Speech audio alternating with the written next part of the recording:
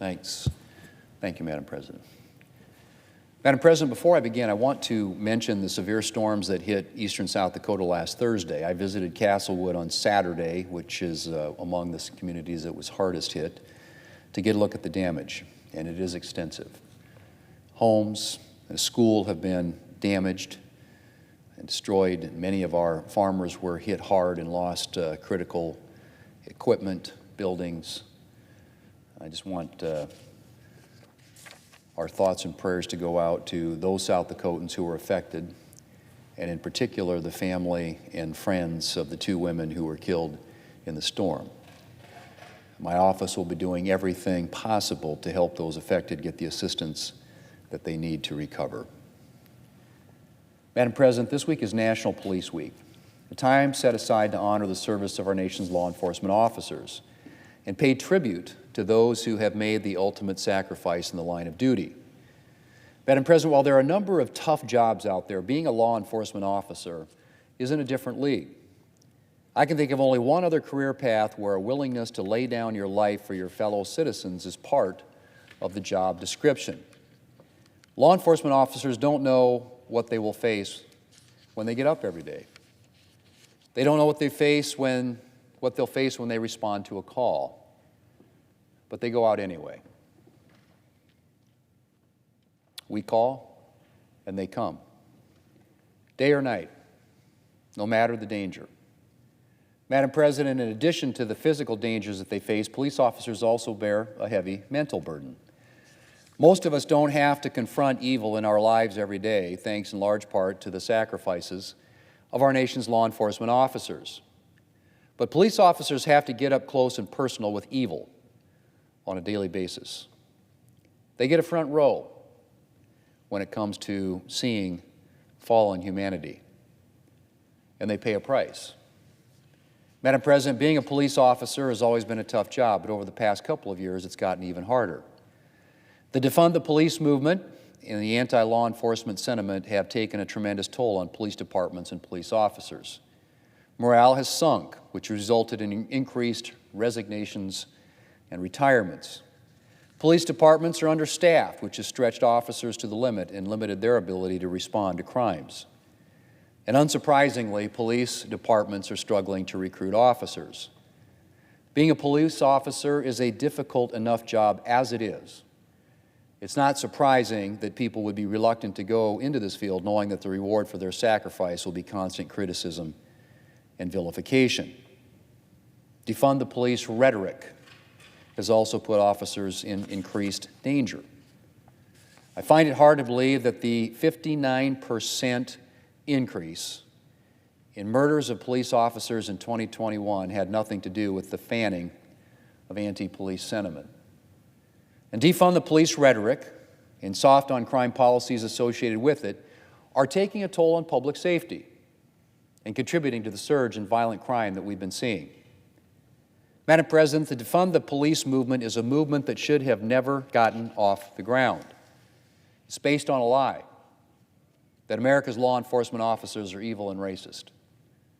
It's also based on the absurd premise that society can exist without the police, or that police officers can be replaced by social workers and psychologists. Madam President, there may well be individuals who fall into a life of crime as a result of tough circumstances. But there are also a lot of criminals who choose evil deliberately, not because of a difficult past, but simply for their own personal gain, whether that looks like money or power or revenge or violence. And as long as we live in a world where people deliberately choose evil, we are going to need men and women who are willing to step up and confront that evil and do their best to ensure that the perpetrators face justice. Madam President, when the Defund the Police movement arose 2 years ago, the Democrat Party should have stepped up and denounced it.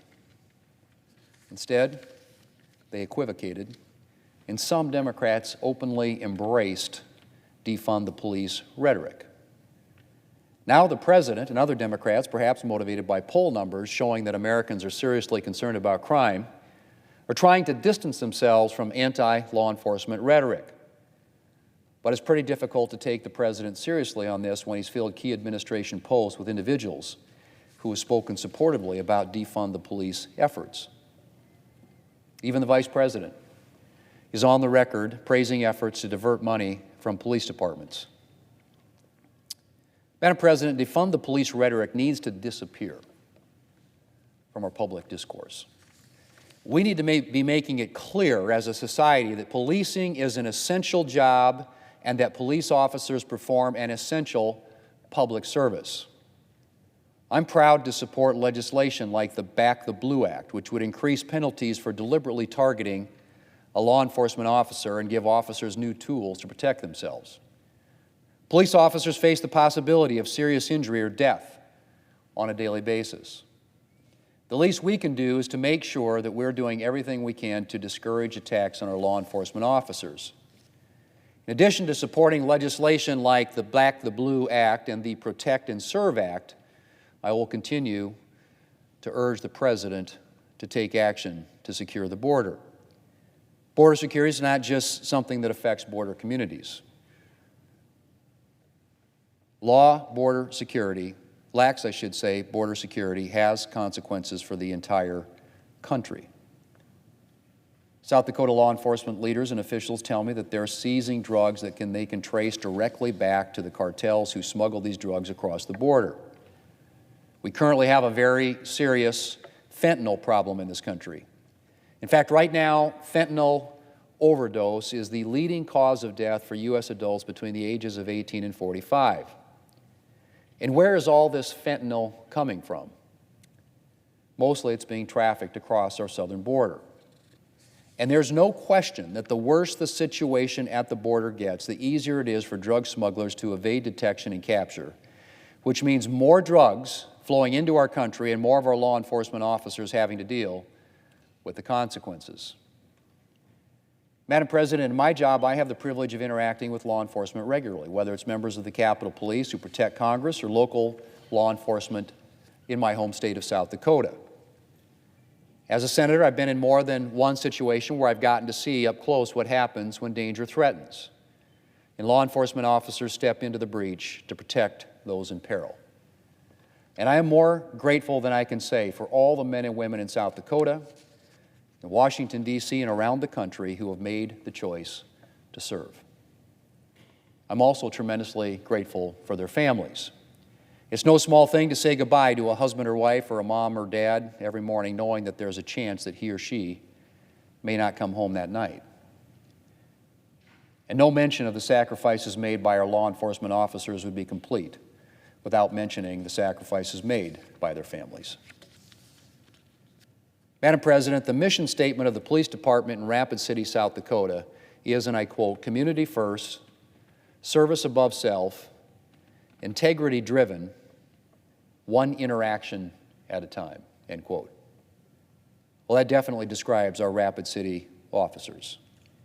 And it's a pretty good description, I might add, of law enforcement officers across South Dakota and around the country. Community first, service above self.